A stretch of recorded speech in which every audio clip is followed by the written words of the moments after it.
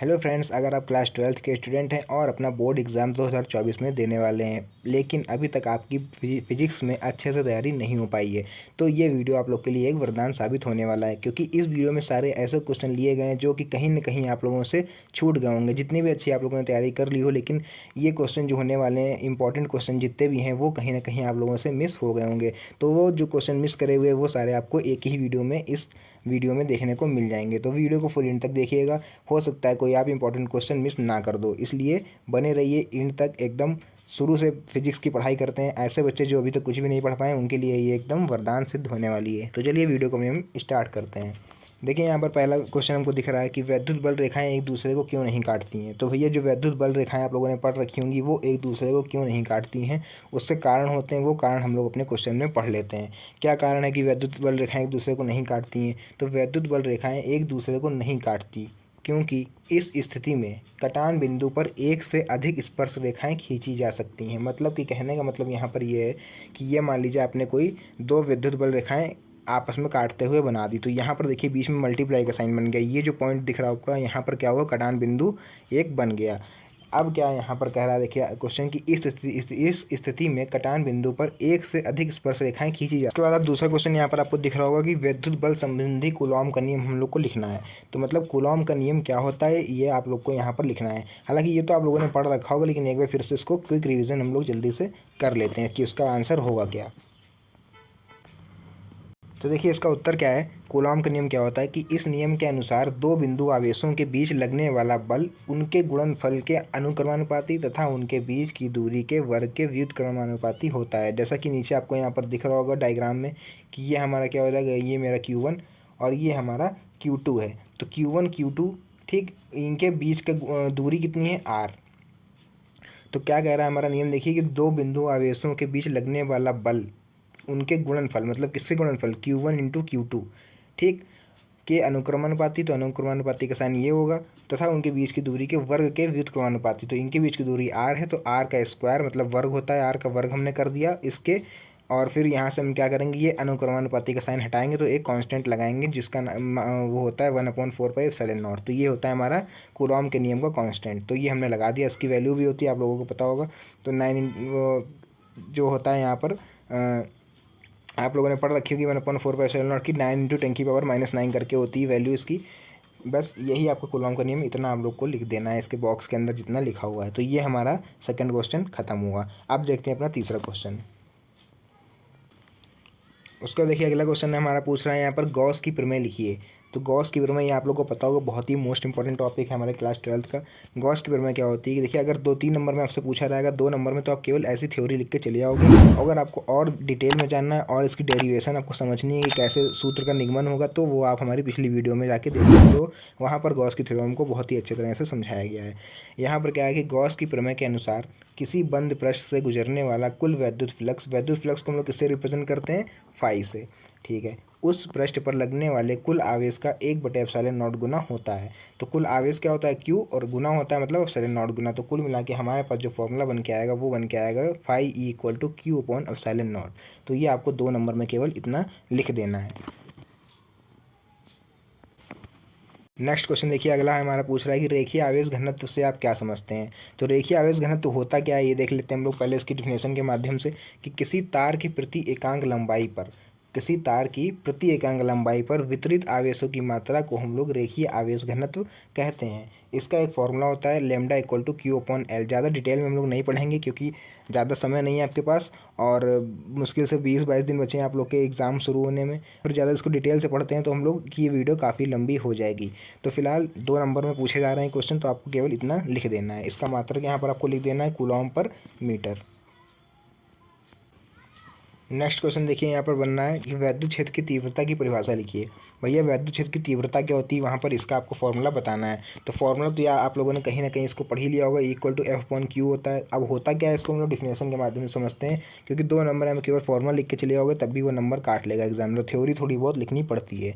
क्या थ्योरी लिखेंगे देख लेते हैं कि वैद्युत क्षेत्र में किसी बिंदु पर रखे परीक्षण आवेश पर लगने वाले बल तथा परीक्षण आवेश के मान को उस बिंदु पर वैद्युत क्षेत्र की तीव्रता कहते हैं। इसको हम लोग रिप्रेजेंट किससे करते हैं, ई से इसको रिप्रेजेंट करते हैं, ठीक है। चलिए बढ़ते हैं अपने नेक्स्ट क्वेश्चन की तरफ। और हाँ, एक सेकंड, इसका मात्रक हम लोग पढ़ लेते हैं। मात्रक होता है न्यूटन पर कूलॉम। ध्यान रखिएगा, 1 नंबर में क्वेश्चन बनता है कि वैद्युत क्षेत्र की तीव्रता का मात्रक क्या होता है। तो एफ अपॉन क्यू, जैसे कि यहाँ पर आपको दिख रहा है, एफ का क्या होता है न्यूटन मतलब फोर्स, और क्यू मतलब होता है कूलॉम, तो वही मिलके बन गया न्यूटन पर कूलॉम। फिर देखिए नेक्स्ट क्वेश्चन यहाँ पर हम देख लेते हैं ओम का नियम। हालांकि ये आप लोगों ने हाई स्कूल में इसको पढ़ा होगा, लेकिन अच्छे तरह से आप लोग को अगर नहीं आता हो तो ठीक है, नहीं आता हो तो इसको देख लीजिए कि इंटर लेवल पे हम लोग इसको कैसे लिखना है। वो तो हाई स्कूल था हमारा, तो वो तो छोटे लेवल पे भी आपने लिख दिया होगा, तब भी काम चल गया होगा, लेकिन यहाँ पे कैसे लिखना है इसको ध्यान समझिए ज़रा। कह रहा है यहाँ पर कि इस नियम के अनुसार यदि किसी चालक की भौतिक अवस्थाएं जैसे कि ताप आदि नियत रखी जाएं, तो उस चालक के सिरों के बीच उत्पन्न विभवांतर चालक में प्रत्यावर्ती या फिर प्रवाहित धारा के समानुपाती होता है। मतलब कहने का मतलब केवल इतना, इनका इतना है कि आपको एक फॉर्मूला यहाँ पर लगाना है, V=IR। अब इसी से कई फॉर्मूले बन जाएंगे। देखिए, एक बन जाएगा R=V/I, एक बनेगा I=V/R। तो वो ज़्यादा हम लोग नहीं जाते हैं डीपली, बढ़ते हैं अपने नेक्स्ट क्वेश्चन की तरफ। नेक्स्ट क्वेश्चन देखिए, यहाँ पर हमसे पूछ रहा है कि एम्पियर का नियम क्या होता है, इसको हम परिभाषित कीजिए। तो एम्पियर का नियम क्या होता है हम लोग पढ़ लेते हैं ज़रा। जितने नियम हैं ये बहुत ही ज़्यादा इंपॉर्टेंट होते हैं क्लास 12th में, या फिर कोई भी आप बोर्ड एग्जाम देने जाओ वहाँ पर, क्लास 10th या फिर क्लास 12th कुछ भी हो, आपको नियम वाले जो क्वेश्चन होते हैं बहुत ही ज़्यादा इंपॉर्टेंट होते हैं। इसीलिए सारे नियम वाले क्वेश्चन आप लोग को इस वीडियो में देखने को मिलेंगे। क्या कह रहा है यहाँ पे एम्पियर का नियम, कि यह नियम गॉस के नियम के ही समतुल्य है। मतलब गॉस के नियम के ही बराबर होता है। कौन सा नियम? एम्पियर का नियम। कि इसके अनुसार चुंबकीय क्षेत्र B का किसी बंद वक्र के लिए रेखीय समाकलन, मतलब कि समाकलन का साइन ये बना हुआ है, और किसका? चुंबकीय क्षेत्र का क्या? रेखीय समाकलन, मतलब कि रेखीय मतलब dl, l मतलब कि लंबाई, वक्र द्वारा घेरे गए क्षेत्रफल से होकर प्रवाहित धारा I का म्यू नॉट गुना होता है। तो यहाँ पर आपको फॉर्मूला दिख रहा होगा, V/dl=μ0I। और डिटेल में आपको पढ़ना है इसका पूरा सूत्र, कैसे इसकी प्रूविंग होती है। तो जितने भी नियम वाले हैं उनकी सबकी प्रूविंग आपको हमारे प्लेलिस्ट में मिल जाएगी। आप जाके चैनल की प्लेलिस्ट में वहाँ से पढ़ सकते हो। एम्पियर का नियम, बायो-सावर्ट का नियम, एम्पियर और गॉस थ्योरम जो भी है आप लोग को, व्हीटस्टोन ब्रिज, किरचॉफ के नियम, वो सब आप लोग को उसमें देखने को मेरी प्लेलिस्ट में मिल जाएंगे। तो जाके जल्दी से देख लीजिएगा अगर जिनको पढ़ना है। बढ़ते हैं हम लोग अपने अगले क्वेश्चन में। नेक्स्ट क्वेश्चन देखिए, यहाँ पर पूछ रहा है कि लेंज का नियम क्या होता है। तो लेंज का नियम क्या होता है ये हम लोग देख लेते हैं। इस नियम के अनुसार किसी परिपथ में प्रेरित वैद्युत धारा, ठीक है, मतलब किसी परिपथ में जो प्रवाहित हो रही है वैद्युत धारा अथवा प्रेरित विद्युत वाहक बल, या तो ईएमएफ, इसको हम लोग बोलते हैं इलेक्ट्रोमोटिव फोर्स, या तो ईएमएफ या फिर वैद्युत धारा की दिशा सदैव ऐसी होती है कि वह इस कारण का विरोध करती है जिससे वह स्वयं उत्पन्न होती है। तो लेंज थे, एक वैज्ञानिक थे, उन्होंने अपना नियम दिया कि जो एक परिपथ होगा जिसमें कोई वैद्युत धारा प्रवाहित हो रही होगी, वह हमेशा उस कारण का विरोध करती है जिसकी वजह से वह उत्पन्न हुई। तो किसकी वजह से वैद्युत धारा किसी भी परिपथ में उत्पन्न होती है? किसी बैटरी की वजह से, या फिर इलेक्ट्रिसिटी हम जब प्रोवाइड कराएंगे तभी तो वो धारा उसमें बहना स्टार्ट होगी। तो वो हमेशा एक तरह से अपनी जो बैटरी होती है उसका विरोध करती है। देख लेते हैं ज़रा क्या है बैटरी होता है, और कई कई आपका 100 प्रेरणा भी काम करता है, वो देखने वाले हम लोग नीचे डायग्राम में। तो देखिए यहाँ पर आपको ये डायग्राम देखने को मिल रहा होगा, ये बनाया गया है। किसका डायग्राम है? यहाँ पर लेंज के नियम का एक तरह से आपको समझाने की कोशिश करी गई है कि ये आपका चुंबक रखा हुआ है, दंड चुंबक इसको बोलते हैं। नॉर्थ पोल ये है, साउथ पोल ये है। यहाँ पर आपका एक परिपथ बना दिया गया है, नीचे गैल्वेनोमीटर लगा दिया है, धारा मापी मतलब कि जो एमीटर जिसको हम लोग बोलते हैं, और यहाँ पर एक कुंडली बना दी गई है तांबे के तार की, जिसमें क्या हुआ देखिए, इस चुंबक को जैसे जैसे हम इसके पास लाएंगे वैसे वैसे इसमें क्या होगी, अपने आप एक वैद्युत धारा प्रवाहित होने लगेगी, जिसको हम लोग बोलेंगे प्रेरित धारा। प्रेरित धारा क्यों बोल रहे हैं? किससे प्रेरित होकर बह रही है? चुंबक से आके इसमें बह रही है, इसलिए हम लोग उसको प्रेरित धारा कहेंगे। और जो भी धारा इसमें बह रही है उसको हम नाप लेंगे किसकी सहायता से? एमीटर की सहायता से, ठीक है। धारा क्योंकि प्रवाहित होकर इसमें आएगी, फिर ये गैल्वेनोमीटर में आएगी, जिससे हमें पता चलेगा कि कितने एम्पियर की धारा इसमें बह रही है। तो चुंबक की आपको, आप लोगों ने अगर विद्युत मोटर की संरचना अच्छी तरह से पढ़ी होगी तो आपको पता होगा कि बीच में तांबे की कॉइल होती है, इधर उधर चुंबक रखे होते हैं। आप चुंबक में अंदर अगर चुंबक को आप पास लेके आओ तो वो तांबे की कॉइल क्या होती है, वो घूमने लगती है, रोटेशन वाइज वो घूमने लगती है या फिर मूव करने लगती है। तो फिलहाल इतना ज़्यादा हम लोग डीपली नहीं पढ़ेंगे, आपको समझ में आ गया होगा। तो अब चलिए बढ़ते हैं अपने अगले क्वेश्चन की तरफ। नेक्स्ट क्वेश्चन देखिए बनना है यहाँ पर, बायो-सावर्ट का नियम क्या होता है। तो भैया बायो-सावर्ट क्या होते हैं? देखिए सबसे पहले आपको बता दें कि बायो अलग है, सावर्ट अलग है। ये दो वैज्ञानिकों ने मिलकर एक नियम बनाया था जिसको हम लोग बायो-सावर्ट का नियम कहते हैं। बायो और सैवेट दोनों अलग अलग वैज्ञानिक थे। दोनों ने मिल के एक ही नियम का प्रतिपादन किया है, इसी वजह से इस नियम को दोनों के कंबाइंड नेम से जाना जाता है, मतलब कि बायो-सैवर्ट का नियम। तो क्या है बायो-सैवर्ट का नियम, देखते हैं कि किसी धारावाही चालक के एक अल्पांश द्वारा किसी बिंदु पर उत्पन्न चुंबकीय क्षेत्र डेल्टा बी, धारा आई और अल्पांश लंबाई मतलब कि डेल्टा एल, छोटे से पार्ट की बात करते हैं अगर हम, तो उसको हम डेल्टा एल बोलते हैं। जैसे ये पूरा सर्किल है तो इस पूरे सर्किल को बोलेंगे एल, और अगर हम इतना छोटा सा पार्ट ले लें, इतना छोटा सा पार्ट ये वाला, तो इसको हम लोग बोलेंगे डेल्टा एल। तो वही यहाँ पर नीचे लिखा हुआ होगा, आपको दिख रहा होगा, ठीक है। उसके बाद देखिए क्या है, अगला यहाँ पर लिखा होगा कि अल्पांश व अल्पांश को उस बिंदु से मिलाने वाली रेखा के बीच कोण थीटा, थीटा मतलब कि कौन सा एंगल होगा, वहाँ पर साइन थीटा बनेगा, क्योंकि कोई एंगल वहाँ पर नहीं बनता है, एंगल वहाँ पर जीरो होता है। आप लोगों ने डायग्राम, अगर आप लोग को याद हो, इस तरह से डायग्राम होता है उसका बायो-सैवर्ट का, यहाँ पर करके कुछ आपका ये एंगल बनता है, यहाँ पर थीटा, ये होता है हमारा चुंबकीय क्षेत्र, ठीक है। यहाँ पर करंट प्रोवाइड होती है, और ये भाग जो होता है हमारा, इतना जितने में ये काम हो रहा है, उसको हम लोग बोलेंगे डेल्टा एल। तो आपको ज़्यादा डीपली में पढ़ना है तो बार बार आप लोगों से कह रहे हैं, एक बार आप जाके प्ले लिस्ट चेक करिए, वहाँ पर ये सारे नियम आप लोग को बहुत ही अच्छी तरह से समझा दिए गए हैं। उसके बाद आपको अगला क्वेश्चन आपकी स्क्रीन पर दिख रहा होगा, ये आप लोग बताएंगे ये किसका पहला नियम है।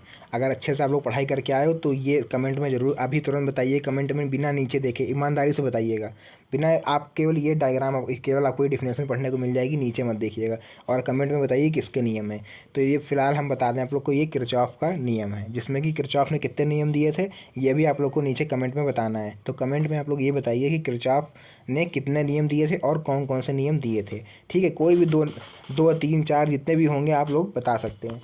तो देखिए फिलहाल हम इसकी डिफिनेशन देखते हैं, क्या है कि किसी विद्युत परिपथ में किसी भी संधि पर मिलने वाली समस्त धाराओं का बीजगणितीय योग शून्य होता है। ये किसने बताया हमको, ये बताया था भैया किरचॉफ ने अपने पहले नियम में। जैसे कि यहाँ पर आपको डायग्राम दिख रहा होगा कि I1 आ रही है, I2 आ रही है, I3 आ रही है, ठीक है, लेकिन I4 और I5 बाहर निकल रही हैं। तो आने वाली करंट और जाने वाली करंट का योग इस पॉइंट पर मिल रही है, चारों करंट देखिए, तो पांचों करंट, तो इसलिए यहाँ पर क्या होगा, इन करंट का मान शून्य होगा। यही हमारा बताया भैया किरचॉफ ने अपने पहले नियम में। उसके बाद देखिए किरचॉफ का दूसरा नियम क्या है, यहाँ पर कह रहा है किरचॉफ का दूसरा नियम है वोल्टता का नियम।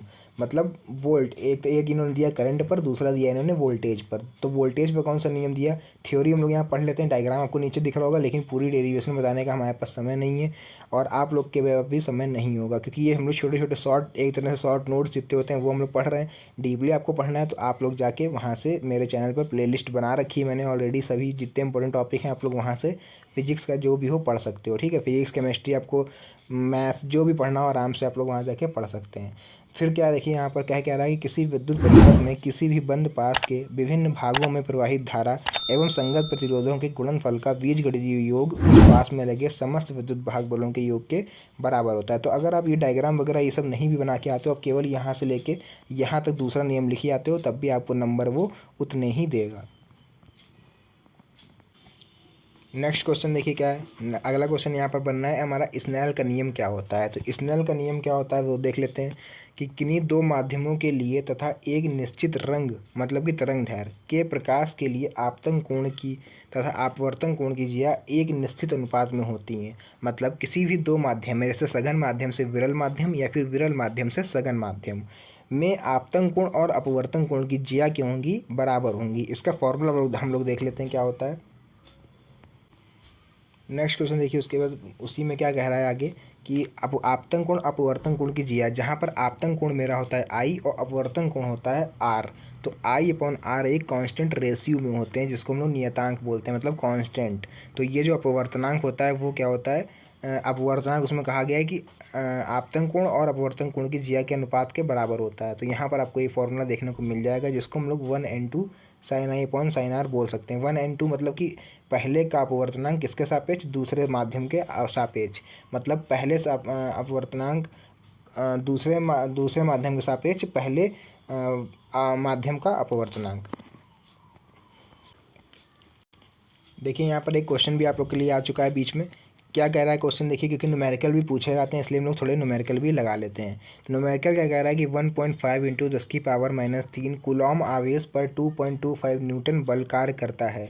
तो उस बिंदु वैद्युत क्षेत्र की तीव्रता ज्ञात कीजिए। तो देखिए यहाँ पर दिया क्या है हमको, पहले देख लेते हैं गिवन क्या क्या है। तो कूलॉम हमको दिया हुआ है 1.5 इंटू 10⁻³ कूलॉम, मतलब हमको क्यू दिया हुआ है। उसके बाद 2.25 न्यूटन बल लग रहा है, मतलब कि एफ भी हमको दिया हुआ है। तो बस सबको तो दिया हुआ है, हमको ज्ञात से करना है। यहाँ पर वैद्युत क्षेत्र की तीव्रता ज्ञात करनी, दिख रहा होगा आपको यहाँ वैद्युत क्षेत्र की तीव्रता, मतलब कि ई हमको यहाँ पर फाइंड करना है। तो फॉर्मूला क्या होता है, E equal to F upon Q आप लगा दोगे। जो एफ की वैल्यू होगी वो आप एफ की जगह रख दोगे, क्यू की वैल्यू आप क्यू की जगह रख दोगे, आपको आंसर मिल जाएगा।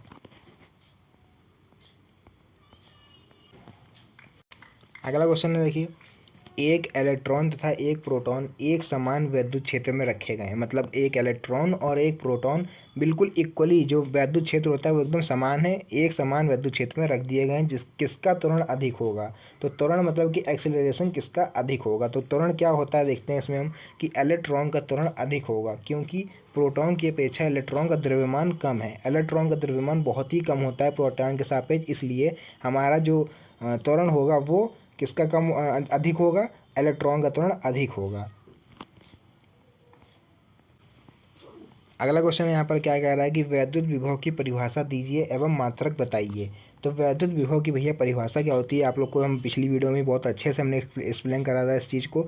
जिन लोगों ने मेरी पिछली वीडियो देखी होगी, आपको वैद्युत विभव वैद्युत विभवांतर में दूसरी बार कहीं किसी भी अन्य वीडियो में पढ़ने की जरूरत ही नहीं पड़ेगी, आप लोग भूलोगे ही नहीं, इससे अच्छे से आप लोग को समझा दिया गया था। तो फिलहाल जो लोग नए हो तो वो आप लोग एक बार फिर से देख लो कि वैद्युत क्षेत्र में किसी बिंदु पर वैद्युत विभव, मतलब कि विद्युत क्षेत्र में किसी बिंदु पर विद्युत विभव बी आवेश क्यू को अनंत से उस बिंदु तक लाने में किया गया कार्य परीक्षण आवेश के अनुपात के को बराबर होता है। इसको हम लोग फॉर्मूला यहाँ पर होता है V equal to W upon Q. तो अब आप लोग को बता दें एक बार बहुत ही अच्छा सा, जो हमने पिछली वीडियो में बताया था कि वैद्युत विभव वैद्युत विभवांतर में अंतर आप लोग जीवन भर नहीं भूलोगे जब तक आप लोग पढ़ाई करते रहोगे। तो देखिए क्या है, एक सेकंड देखिएगा आप लोग कि ये मान लीजिए हमारा कोई वैद्युत क्षेत्र है, इसके अंदर ये छोटे छोटे छोटे छोटे आपको दिख रहे होंगे यहाँ पर इलेक्ट्रॉन, अंदर हमने यहाँ पर बना दिए बहुत सारे छोटे छोटे दिख रहे होंगे आपको, ये इलेक्ट्रॉन है इसके अंदर। अच्छा, तो क्या होता है कि वैद्युत विभव में पहले क्या होता है कि अनंत से किसी आवेश को, मान लीजिए हमने कहीं बाहर, ये से देखिए इस तरफ फैले हुए हैं बहुत सारे आवेश, ठीक है। तो अनंत से उठा के इस वैद्युत क्षेत्र के अंदर, यहाँ से मान लीजिए इस आवेश को हमने उठा लिया और ला करके कहाँ रख दें, वैद्युत क्षेत्र के अंदर। वैद्युत क्षेत्र मेरा क्या है, ये पूरा जो सर्किल है ये मेरा वैद्युत क्षेत्र है। तो हम अनंत से किसी आवेश को उठा के कहाँ पर ले आए, वैद्युत क्षेत्र के अंदर, तो वो होता है मेरा वैद्युत विभव, जिसका फॉर्मूला होता है, पीछे आपको बैकग्राउंड दिख रहा होगा, V equal to W upon Q इसका फॉर्मूला होता है, किसका, वैद्युत विभव का। अब हम लोग देख लेते हैं वैद्युत विभवांतर का, इसी में देख लेते हैं वैद्युत विभवांतर का फॉर्मूला। देखिए इसमें क्या होता, जैसे अभी हमने आपको बताया कि बहुत सारे इलेक्ट्रॉन हैं, तो ये बाहर भी हैं, आपको दिख रहे होंगे, ये देखिए इस तरफ बाहर, और अंदर भी हैं इलेक्ट्रॉन, ठीक। तो इसमें क्या होगा कि अंदर से ही उठा के खिसका के एक अपनी केवल जगह इंटरचेंज कर देंगे, जैसे ये वाला उठ के यहाँ आ जाए या फिर यहाँ से कोई आवेश उठ के यहाँ आ जाए, अंदर ही इंटरचेंज होंगे, उनको बाहर से, उनको बाहर की दुनियादारी से उनको मतलब नहीं होगा। तो वो होता है हमारा वैद्युत विभवांतर। तो इसका फॉर्मूला क्या होता है, देखिए जैसे यहाँ पर तो लिखा हुआ V equal to W upon Q, तो यहाँ पर हो जाएगा विभवांतर में V1 माइनस V2 या फिर V2 minus V1 equal to W upon Q. W upon Q दोनों में ही सेम रहता है। फिर देखिए अगला क्वेश्चन है, समविभव पृष्ठ से क्या तात्पर्य है, कि समविभव पृष्ठ क्या होता है। तो देख लेते हैं समविभव पृष्ठ भैया क्या होता है, कि किसी वैद्युत क्षेत्र में खींचा गया वह पृष्ठ जिस पर स्थित सभी बिंदुओं पर वैद्युत विभव बराबर होता है, समविभव पृष्ठ कहलाता है। तो क्या कह रहा है कि किसी वैद्युत क्षेत्र में खींचा गया वह पृष्ठ, मान लिया हमने अभी जैसे पीछे माना, ये हमारा क्या है, ये वैद्युत क्षेत्र है, इसमें क्या कह रहा है कि उस वह पृष्ठ जिस पर स्थित सभी बिंदु हैं। अब इसमें मान लिया कोई हमने पृष्ठ इतना छोटा सा एक काल्पनिक पृष्ठ खींच दिया एक, इस पर जो इलेक्ट्रॉन होंगे अंदर, ठीक है, देखिए बना दे रहे हैं यहाँ पर, ठीक। अब क्या है कि इसमें जितने बिंदु अंदर, ये जो अंदर आपको बिंदु दिख रहे हैं, जो आवेश या फिर जो वोल्टेज इन पर लग रहा होगा वही विभव हमारा इन बाहर वालों पर भी लग रहा होगा।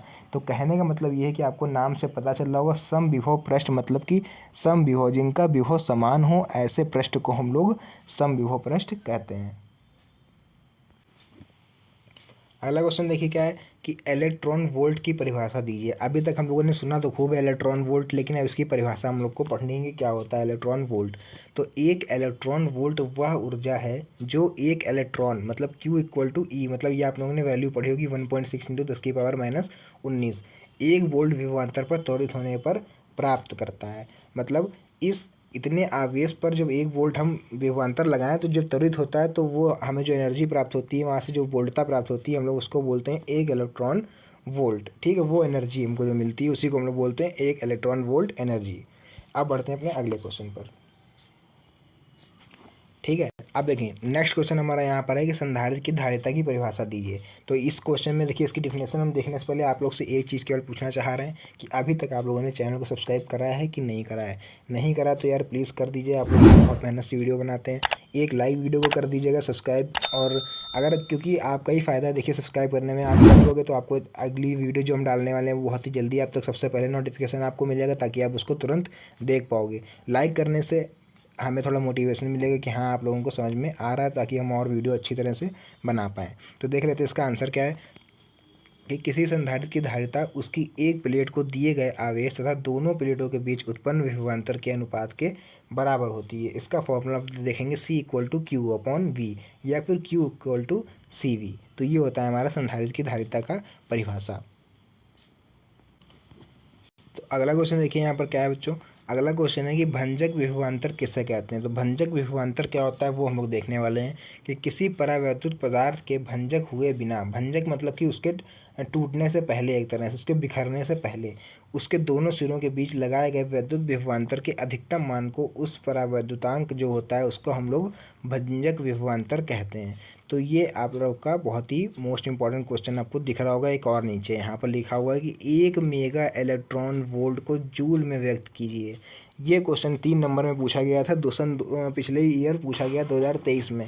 ठीक है, और कि 1 मेगा इलेक्ट्रॉन वोल्ट को हम लोग जूल में कैसे व्यक्त करेंगे। तो 1 मेगा इलेक्ट्रॉन वोल्ट को जूल में व्यक्त करने का सबसे बढ़िया फॉर्मूला यहाँ पर नीचे दिख रहा होगा कि 1 मेगा इलेक्ट्रॉन वोल्ट, देखिए हम नाम को पकड़िए, इस मेगा इलेक्ट्रॉन वोल्ट को पहले हम केवल इलेक्ट्रॉन वोल्ट में बदलेंगे।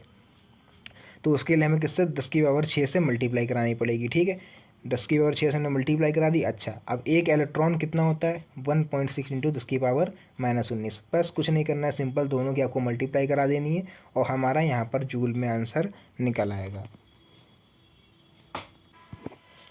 अगला क्वेश्चन है यहाँ पर देखिए क्या बनना है कि सेल के विद्युत वाहक बल से क्या तात्पर्य है। तो सेल का विद्युत वाहक बल क्या होता है देख लेते। ईएमएफ मतलब क्या होता है कि किसी सेल के एकांक आवेश को पूरे परिपथ में सेल सहित प्रवाहित करने पर सेल द्वारा दी गई ऊर्जा को सेल का विद्युत वाहक बल कहते हैं। कहने का मतलब इनका यहाँ पर यह है कि किसी सेल के एकांक आवेश को, मतलब कोई भी सेल हो उसका एक आवेश भी मात्र होगा ना, केवल एक आवेश, जैसे कि यहाँ पर ये मान लो रखा हुआ है एक आवेश। ठीक है, इसको पूरे परिपथ में सेल सहित प्रवाहित करने पर सेल द्वारा दी गई ऊर्जा को सेल का विद्युत वाहक बल कहते हैं। तो इस आवेश को जो सेल के द्वारा ऊर्जा दी जाती है, जिस ऊर्जा के कारण ये क्या करता है पूरे परिपथ में टहल पाता है, तो वो ऊर्जा जो होती है यहाँ पर वो जो बल लगता है सेल के द्वारा इस पर, उसको हम लोग बोलते हैं विद्युत वाहक बल। उसके बाद देखिए हमसे पूछ रहा है यहाँ पर कि सेल का आंतरिक प्रतिरोध से आप क्या समझते हैं। तो एक तो प्रतिरोध होता है जिसको हम लोग कैपिटल आर से बोलते हैं, और एक होता है आंतरिक प्रतिरोध जिसको हम लोग स्मॉल आर से डिनोट करते हैं। आपको दिख रहा होगा यहाँ स्क्रीन पर। तो देखिए हम इसकी डिफिनेशन पढ़ते हैं। क्या है इसकी डिफिनेशन कि जब किसी सेल के प्लेटों को तार के द्वारा जोड़ देते हैं। ठीक है, मान लिया हमने कि ये हमारी क्या है, ये दो प्लेटें हैं जिनको हमने किसके द्वारा जोड़ दिया, तार के द्वारा जोड़ रखा है। ठीक है, इस तरह से कोई सर्किट होगा जिससे हमने क्या कर रहा है, तार के द्वारा इसको जोड़ रखा है। फिर देखिए क्या कह रहा है इसका, तो तार में विद्युत धारा सेल की धन प्लेट से ऋण प्लेट की ओर बहेगी। जैसे कि अभी हमने आपको बताया था कि ये दो मान लीजिए प्लेटें हैं हमारी, इसको हमने किससे जोड़ रखा है, इस तरह से तार के द्वारा हमने जोड़ रखा है। इधर हमारा होगा प्लस, इधर होगा माइनस। तो क्या कह रहा है पीछे देखिए बैकग्राउंड में यहाँ पर कि विद्युत सेल की धन प्लेट से ऋण प्लेट की ओर बहेगी, मतलब कि इस धन से ऋण की तरफ बहेगी। धनात्मक मतलब प्लस, ऋणात्मक मतलब माइनस। क्या फिर कह रहा है, धन प्लेट से ऋण प्लेट की ओर तथा सेल के भीतर उसके घोल में ऋण प्लेट से धन प्लेट की ओर बहते हैं। और जो प्लेट के अंदर जो पानी होगा इसमें उल्टा बहेंगे, ऋण से फिर धन की ओर, ऊपर से मतलब प्लस से माइनस की ओर, और पानी के अंदर माइनस से प्लस की ओर। इस प्रकार सेल के दोनों प्लेटों के बीच सेल के भीतर विद्युत धारा के प्रवाह में घोल द्वारा उत्पन्न अवरोध को हम लोग सेल का आंतरिक प्रतिरोध कहते हैं। ठीक है, तो ये इसकी एक डिफिनेशन थी, इसको आप लोग को अच्छी तरह से तैयार करना है। उसके बाद देखिए अगला है, धारा घनत्व से आप क्या समझते हैं। अभी हम लोग पढ़ के आए ऊपर रेखीय आवेश घनत्व, लेकिन यहाँ पर उसका अपोजिट धारा घनत्व क्या होता है देख लेते हैं। धारा घनत्व क्या होता है कि किसी चालक में किसी बिंदु पर प्रति एकांक क्षेत्र से अभिलंबवत गुजरने वाली धारा को उस बिंदु पर हम लोग धारा घनत्व कहते हैं। इसको हम लोग किससे रिप्रेजेंट करते हैं, जे से इसको हम लोग रिप्रेजेंट करते हैं। फॉर्मूला होता है J=I/A, मात्रक होता है एम्पियर पर मीटर स्क्वायर। फिर यहाँ पर पूछ रहा है हमसे कि ओमीय प्रतिरोध से क्या तात्पर्य है। तो ओमीय प्रतिरोध क्या होता है देखते हैं।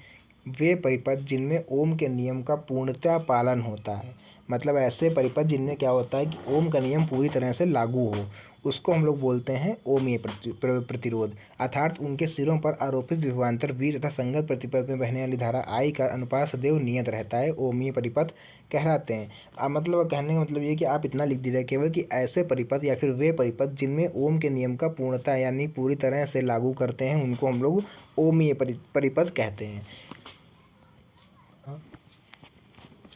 फिर देखिए अगला क्वेश्चन है यहाँ पर कि विशिष्ट प्रतिरोध से आप क्या समझते हैं कि भैया विशिष्ट प्रतिरोध क्या होता है। स्पेसिफिक रेजिस्टेंस क्या होता है कि किसी धारावाही चालक के अंदर बिंदु पर वैद्युत क्षेत्र की तीव्रता E तथा उस बिंदु पर धारा घनत्व J के अनुपात को ही चालक का विशिष्ट प्रतिरोध यानी कि स्पेसिफिक रेजिस्टेंस बोला जाता है। इसको हम लोग डिनोट कैसे करते हैं, रो से। तो ρ=E/J इसका फॉर्मूला होता है। अगला क्वेश्चन देखिए यहाँ पर है कि स्वप्रेरण से आप क्या समझते हैं। सेल्फ इंडक्शन क्या होता है देखते हैं जरा। क्या होता है कि किसी कुंडली से संबद्ध चुंबकीय फ्लक्स के मान में परिवर्तन होने पर उसी कुंडली में प्रेरित विद्युत वाहक बल तथा प्रेरित धारा उत्पन्न होने की घटना को हम लोग स्वप्रेरण कहते हैं। तो इसका स्वप्रेरण का एक छोटा सा डायग्राम भी होता है, यहाँ पर तो हम नहीं बना पाए आप लोग के लिए, लेकिन आप लोग अच्छी देख लीजिएगा इसको। नेक्स्ट वीडियो जो आने वाली उसमें आप लोग को स्वप्रेरण और अन्योन्य प्रेरण देखने को मिलेगा। इस तरह से इसका डायग्राम होता है स्वप्रेरण का, ठीक है। तो एक सेकंड, सॉरी उल्टा बन गया, यहाँ पर अन्योन्य प्रेरण का डायग्राम बन गया। स्वप्रेरण का केवल इतना होता है, इस तरह से इसमें से वैद्युत रेखाएं पास हो रही होती हैं, तो वो आपको आगे आने वाली वीडियो में देखने को मिलेगा, स्वप्रेरण और अन्योन्य प्रेरण। तो उसके लिए अभी से आपको चैनल को सब्सक्राइब करके रखना पड़ेगा। प्रतिचुंबकीय पदार्थ क्या होते हैं, तो देखते हैं प्रतिचुंबकीय पदार्थ क्या होते हैं। ऐसे पदार्थ जो तीव्र प्रबलता के चुंबकीय क्षेत्र में रखने पर छेद की विपरीत दिशा में आंशिक रूप से चुंबकित होते हैं। मतलब कि ऐसे पदार्थ जो तीव्र प्रबलता के चुंबकीय क्षेत्र में, जहाँ पर चुंबकीय क्षेत्र क्या हो, तीव्र यानी कि प्रबल रूप से खूब मजबूती से हो, उसमें रखने पर छेद की विपरीत दिशा में आंशिक रूप से चुंबकित होते हैं, मतलब उसे प्रतिचुंबकीय पदार्थ कहते हैं। मतलब कहने का मतलब ये आप लोग समझ सकते हो कि चुंबक की ओर आकर्षित नहीं होते हैं। जैसे चुंबकीय क्षेत्र में आप विपरीत चुंबक रखो तो देखा होगा आपने, रिपल करता है एक दूसरे को। आप लोग चुंबक रखिए दो, कभी आप लोगों ने करा होगा, खेला होगा बचपन में, तो याद हो कि चुंबक को पास लेकर आओ तो वो चिपकता नहीं है, एक ऐसी कंडीशन भी आती है। तो वहाँ पर जो कंडीशन होती है वो बनती है प्रतिचुंबकीय, ठीक है। जिसका एग्जाम्पल है सोना, चांदी, हीरा, नमक। ये चार जो एग्जाम्पल है ये आपके बिल्कुल परफेक्ट एग्जाम्पल है किसके, प्रतिचुंबकीय पदार्थों के।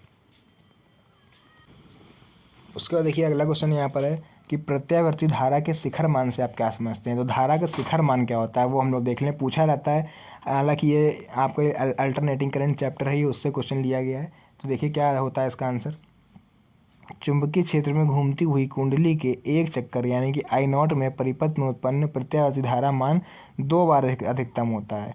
मतलब एक तरह से अल्टरनेटिंग करंट जो होती है, आपको पता होगा इस तरह से ऐसे गति करती है, तो इसका मान 2 बार अधिकतम होता है। इस तरह से आप लोग ऐसे समझ सकते हो कि यहाँ पर एक बार यहाँ पर पीक पे होता है और एक समय उतरते समय भी पीक पर होता है। एक समय जब इस तरह से आ रही होगी तब, एक उतर रही होगी तब। तो वही यहाँ पर कहा गया है, यही इसी कंडीशन को हम लोग यहाँ पर बोलते हैं I0, जिसको हम लोग रिप्रेजेंट भी करते हैं I0 से। यहाँ पर आपको दिखा दें पीछे, ये देखिए यहाँ पर हम लोग इसको किससे रिप्रेजेंट कर रहे हैं, I0 से। तो यही होता है हमारे प्रत्यावर्ती धारा का शिखर मान। नाम ही से पता चल रहा है शिखर मान मतलब कि ऊंचाई पर पहुंचकर सबसे हाईएस्ट वैल्यू। तो उसको हम लोग रिप्रेजेंट करते हैं I0 से। बस बढ़ते हैं नेक्स्ट क्वेश्चन की तरफ। देखिए इसी पे क्वेश्चन आपके लिए लिख के आए हैं। क्या है कि किसी परिपथ में धारा का शीर्ष मान, मतलब कि किसी परिपथ में प्रत्यावर्ती धारा का शीर्ष मान √2a है।